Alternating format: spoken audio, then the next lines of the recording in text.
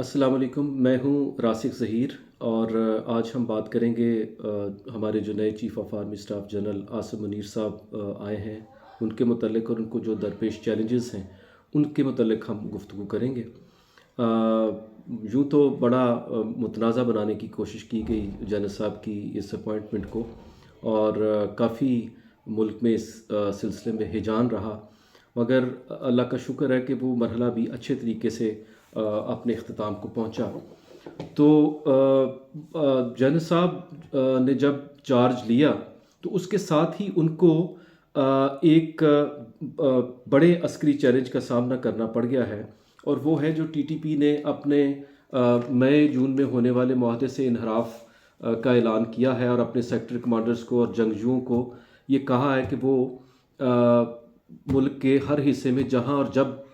मौका पाएं हमला करें। और इसी के नतीजे में अभी जो है वो एक हमला बलेली बलूचिस्तान में हुआ है और आने वाले दिनों में शायद उनके प्लान में बहुत सारे हमले हों। तो ये मुल्क के लिए बहुत सारे हवालों से, जैसा कि हम सब जानते हैं, काफ़ी देर से इसी एक हालत जंग में हम हैं पाकिस्तानी कौम। तो ये एक जो नया चैलेंज आया है ख़ास तौर पर उस वक़्त जबकि अब अफ़गानिस्तान में भी तालिबान की हुकूमत आ चुकी है और अगर उसी के साथ मुल्हाका हमारे शुमाली इलाकों में ख़ास तौर पे स्वात में, लकी मरवत और बनू वगैरह में अगर वो ये शोरश जो है ये बढ़नी शुरू हो जाती है, तो मैं समझता हूँ कि ये एक बहुत बड़ा चैलेंज होगा हमारे आने वाले दिनों में, क्योंकि हमारी माशी सूरत हाल पहले ही कोई इतनी अच्छी नहीं है। और अगर ऐसा दोबारा हो जाता है तो कोई भी जो फॉरेन डायरेक्ट इन्वेस्टमेंट है या जो पहले से बैठे हुए यहाँ पर इन्वेस्टर हैं उनका कॉन्फिडेंस शेक हो जाएगा और हमारा जो इमेज है जनरली जो हम बेहतर करने की कोशिश करते रहे हैं, हमने ऑपरेशन ज़रबे अज़ब भी किया, हमने ऑपरेशन रद्दुल फसाद भी शुरू किया जो अब तक जारी है, तो वो इमेज भी हमारा ख़राब होगा और हमारे रिसोर्स भी बहुत सारे ज़ाया होंगे। तो जनरल साहब हमारे जो नए चीफ़ ऑफ आर्मी स्टाफ साहब हैं उनसे एक गुजारिश है पाकिस्तानी कौम की, हम सब की, कि खुदारा इस मसले को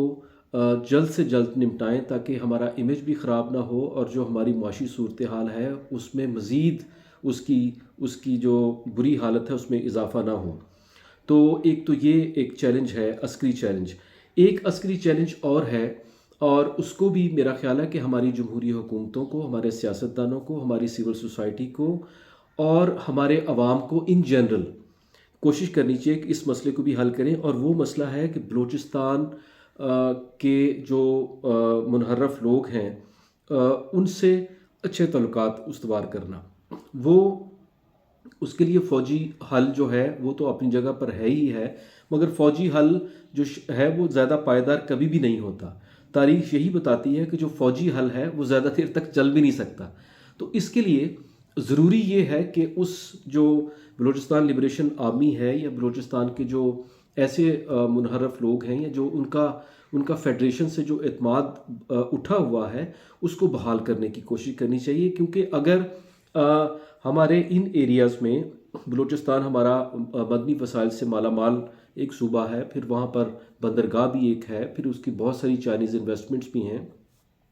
फिर जो सी पैक है उस मंसूबे का अहम हिस्सा भी है वो और ये ट्रेड रूट भी बनने जा रहा है। तो अगर हम इन सारी सरहदी इलाकों में जो अफ़गानिस्तान के साथ मिलते हैं और जो हमारे दो बड़े सूबे हैं और बड़े अहम हैं, अगर वहाँ पर होता है तो उसके नेचुरली वो पंजाब में भी उसके असरात होंगे। सिंध लार्जली इससे थोड़ा सा अवेयर रहता है, वहाँ पर इंतहा पसंदी, मजहबी इंतहा पसंदी उस तरह से जड़ नहीं पकड़ती सिवाय कुछ शहरी इलाकों की जिसमें कराची शामिल है। तो हमारे जो चीफ़ ऑफ आर्मी स्टाफ आए हैं जनरल आसिम मुनीर साहब, उनके लिए ये एक बड़ा अहम चैलेंज है और ये दोनों चैलेंजेस बहुत अहम है। एक उसके साथ और चैलेंज है और वो है सियासी चैलेंज। जब हम सियासी चैलेंज की बात करते हैं तो उसमें एक दो चीज़ें हैं जो बड़ी अहम हैं। उसमें जो फ़ौज का किरदार 75 ایئرس میں رہا ہے گزشتہ، وہ بہت سارے حوالوں سے متنازع بھی ہے، لیکن یہ لوگ بھی کہنے والے بہت ہیں، یا یہ مکتبہ فکر بھی بہت ہے جو یہ کہتا ہے کہ جی فوج نہ ہو تو شاید اس کے حالات اور زیادہ خراب ہو جاتے ملک کے۔ بہرکیف یہ ایک علیحدہ سے ایک ایکڈیمک ڈیبیٹ ہے،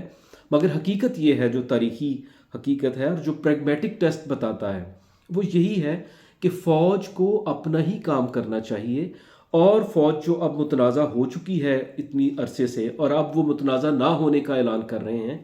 تو اس پہ باقاعدہ طور پر ایک اسٹریٹجی بننی چاہیے، اور نئے آرمی چیف صاحب کو، اور جو نئی قیادت، جتنی بھی نئی قیادت اب آئے گی، کیونکہ جنرل صاحب آئے ہیں تو وہ اپنے ساتھ ایک نئی قیادت کو ابھاریں گے، نئی قیادت لے کر آئیں گے، اس ساری قیادت کو ایک متفقہ طور پر ایک اپنے تئیں ایک ایسے اپنے لیے ایک آئین بنانا چاہیے جس میں وہ یہ بات کو راسخ کر لیں کہ کس طرح سے انہوں نے اپنے آپ کو غیر متنازع بنانا ہے عوام کی نظروں میں۔ کیونکہ حقیقت یہ ہے کہ پیپلز پارٹی بھی ڈسی ہوئی ہے، مسلم لیگ نواز بھی ڈسی ہوئی ہے، پی ٹی آئی بھی ڈسی ہوئی ہے، اور عمران خان صاحب تو ایک سٹیپ آگے جا کر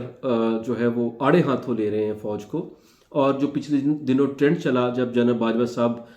گئے تو وہ ٹرینڈ انتہائی خطرناک تھا۔ تو میں سمجھتا ہوں کہ سیاسی حوالے سے اپنے آپ کو عوام کی نظروں میں غیر متنازع بنانے کے لیے ان کو جو سٹیپس ہیں وہ اچھے طریقے سے لینے چاہیے، وداؤٹ افینڈنگ دا پولیٹیکل پارٹیز، اور اس کا ایک کوڈ وضع کرنا چاہیے کہ جو سیاسی پارٹیز کے سربراہان ہیں یا جو سیاسی پارٹیاں ہیں، وہ اگر فوج پہ تنقید کریں بھی، یا اسٹیبلشمنٹ کا نام لے کر اس پہ تنقید کریں بھی، تو اس کی کیا حدود و قیود ہیں۔ بالکل جو ہے وہ بعض اوقات آف دا ٹریک ہو جاتے ہیں، یا بالکل جو ہے وہ ایسی گفتگو شروع ہو جاتی ہے جو بالکل بلو دا بیلٹ ہوتی ہے، تو اس کا بھی ایک تعین کیا جانا چاہیے، تمام پولیٹیکل لیڈرشپ کو بٹھانا چاہیے، ان کو بلانا چاہیے، عسکری قیادت کو بھی، اور تمام مقتدرہ جو طبقہ ہے اس کو بیٹھنا چاہیے اور ان چیزوں کو ڈیسائیڈ کرنا چاہیے۔ تو جنرل صاحب کو ہماری طرف سے بہت مبارک، وزڈم فورم ٹی وی کی طرف سے بہت مبارک، لیکن ان کے لیے جو چیلنجز سر اٹھائے ہوئے ہیں اس وقت، ان کو صحیح طریقے سے ٹیکل کرنا ہی ان کی بہترین جو قائدانہ صلاحیتیں ہیں، وہ ان کو اس کا ثبوت یہی ہوگا کہ ان چیلنجز کا صحیح طرح سے مقابلہ کریں، اور قوم اور فوج سرخرو ہو کے ان جو مسائل ہیں، ان چیلنجز سے باہر آئیں۔ تو اسی کے ساتھ ہی ہم اب اپنے اگلے ویلاگ میں انشاءاللہ اور بات کریں گے، جیسے کہ ابھی عمران خان صاحب نے ایک آئیڈیا دیا ہے کہ جو صدارتی نظام ہے وہ ہونا چاہیے، یا وہ اس نظام کو، جو پارلیمانی نظام ہے اس کو پسند نہیں کرتے، لیکن اگلے ویلاگ میں ہم اس پہ ڈسکشن کریں گے۔ آج کے لیے اتنا ہی۔ راسخ ظہیر کو اجازت دیجیے، بہت شکریہ، اللہ حافظ۔